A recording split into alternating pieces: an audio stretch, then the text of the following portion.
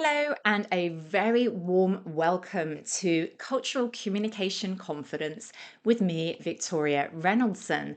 And welcome to episode 20, where we're talking about overcoming team cultural and communication challenges.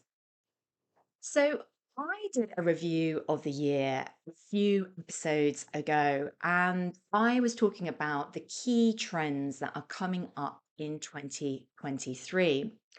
And one of those challenges I particularly wanted to focus on today was all about global teams will succeed when they build an equal share of voice for all.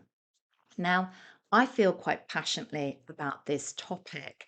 And for me, this is about creating inclusive environments where we understand the key challenges that our teams might be experiencing and we think creatively about the strategies that we can use to really overcome those challenges and make sure that we're hearing the voices that normally are quieter or not contributing as much to the meetings.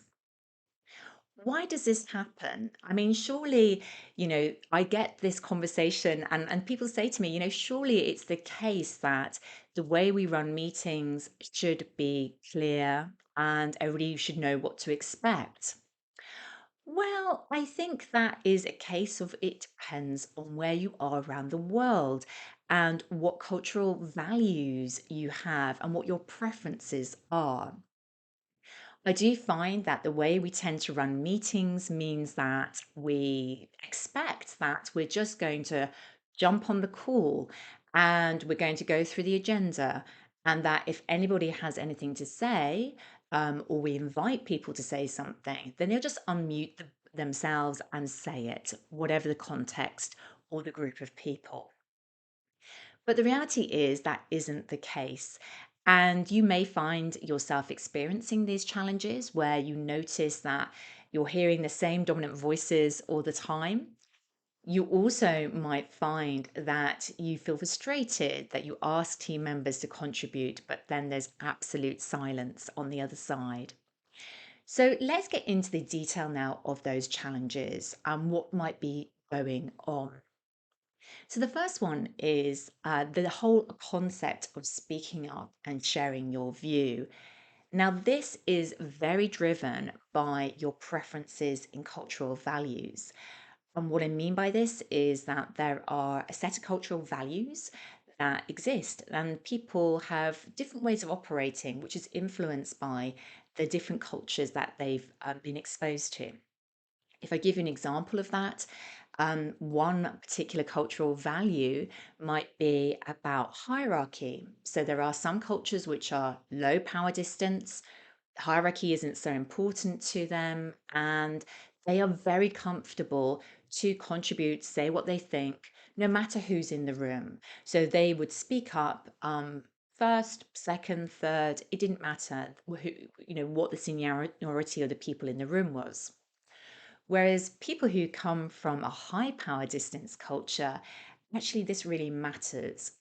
They're incredibly conscious of the chain of command, who is in the room, and therefore they would be waiting respectfully for senior managers, for people who are above them in the chain of command to share their views first before they contributed. Even if they are experts and knowledgeable and have worked in the company a long time. Another example of this cultural value is individualist cultures' preferences compared to collectivist cultural preferences. If somebody comes from an individualist culture, it means they're very focused on what they think. They're very happy to express their own personal views and to have that conversation about their personal opinion. People who come from collectivist cultures feel more uncomfortable speaking up individually. They would be much happier discussing as a group and coming to a collective view rather than expressing a personal opinion. So, that is one particular challenge with some examples of those cultural values, which I think is really relevant to this particular topic. The next challenge is humor, banter, and fast speech. Now, humor is challenging and it doesn't necessarily cross borders and cultures. Even if we think we are trying to be relaxed, informal, connect with people through our humor, the style of humor may not be obvious and easy to decode for everybody. As an example, negative styles of humor like sarcasm are quite tricky for some people who are multilingual to decode if they're working in English. So just be aware of your humor style. Equally, banter, I often find, tends to be about insider conversations. So just be aware of that because that might not be as inclusive as you'd like the team to be. And then finally, if you are a speaker of English as your first language, then you might not notice how fast you're speaking. Even if those around you appear to be very fluent, very nuanced in how they're communicating in English, just be aware that about how your speech and your pace of speech. Now, the next topic is idioms and expressions. This is a challenge because these are commonly used by people in their own language. However, the meaning of them isn't always obvious. So, expressions like to beat around the bush or to put your foot in it, actually, you may not know what those mean if you are, even if you have been working in English a long time. So, if you are again somebody who is a native speaker of English, then using lots of idioms and expressions may sound informal to you, actually may be deeply confusing to others. So, just be a little bit aware of this for clarity of message. And the final challenge I want to talk about was cultural references. These come up in small talk, in sometimes in the meeting themselves, but we might reference holidays, celebrations, festivities, even sometimes movies, films, and TV shows that are popular. Those are reliant on our cultural references. And if you're working in a very global team, that piece of knowledge might be missing for those around the table and might make it difficult for them to understand.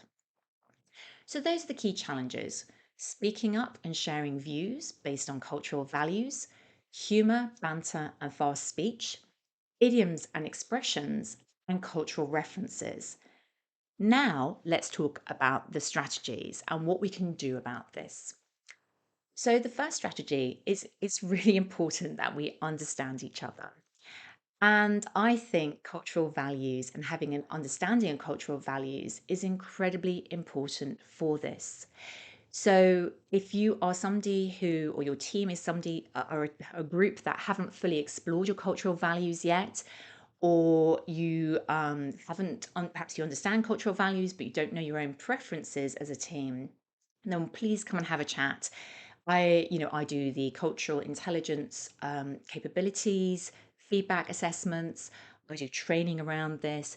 So that might be a really helpful starting point to help build your knowledge around this topic and understand how you are working together as a team. Next is to think about your verbal communication. So I always advise in these environments to think about speaking simply, clearly, in shorter sentences, and pausing more regularly, and checking in regularly to make sure that people are following and understanding. Just like verbal communication, the next strategy is about your non-verbal communication. So my kind of golden rule here is that cameras really need to be on in when you're working in a global team where you're working virtually with people you're not seeing regularly face to face. The reason why is that actually it's really hard. It makes it even harder to decode the messages when we cannot match up the non-verbal communication with the verbal. So the golden rule is number one, make sure your camera is on. And then really think about how you use your nonverbal communication to add to the message, to give extra meaning and clarity. And I'll actually be doing an episode soon on this, all about nonverbal communication. So watch out for that. The next strategy is be really mindful about putting people on the spot. Going back to cultural values, for some, that is really uncomfortable, particularly those that come from a more collectivist culture and from a high power distance culture as well. So bear in mind that to get people's opinions and views, it might be that you need to send out pre readings so that people feel prepared. It also might be that you need to flag and let people know that you want them to contribute. And you find other ways for them to do this, not necessarily just unmuting and expressing a view. There are lots of creative tools and ways of doing this, whether that is polls, the chat, word clouds, ways that perhaps feel more comfortable for people with different cultural value preferences. And then the final strategy is that it can be helpful to have a communication or a meeting charter where the team sits down and discusses and agrees what is the best way for us to interact with each other. What are our personal preferences and how can we accommodate those and allow for those and adapt to make sure that we are having effective, efficient meetings where we hear people's voices? So there we go. As we come to the end of this episode was all about global teams will succeed when they build an equal share of voice for all. I hope now that you feel much more aware of the challenges that people might face when you're working in these environments. And I really would love to know what strategies are you going to focus on and try out as a team? What are your individual cultural value preferences? And how can you explore this topic to really make sure that your meetings are working better? Let me know. I would love to know how you get on. So please feel free to message me on LinkedIn. I'm Victoria Reynoldson. That's my personal profile. And also, if this is a topic that you're particularly feeling would be really helpful for your team to explore in more detail, then please feel free to come and have a chat with me. I can talk to you about cultural values, the training I do around this, and also the assessment and feedback that I can do with individuals in your team so you can all explore as a group where you are at. And finally, as we come to this end of this episode, I would absolutely love for you to reflect on this episode, reflect on what it's brought for you in terms of the learnings and what actions you're going to put into place. Also, I want you to think about, is there somebody else in your team or a colleague or friend who would really benefit from this episode today? If so, please feel free to forward and share it with them. I am really keen to share these episodes widely and really get it out around the world. So please feel free to share that. Thank you so much for joining me today. It's been great to see you, and I'll see you next time on Communication Confidence with Victoria Reynoldson.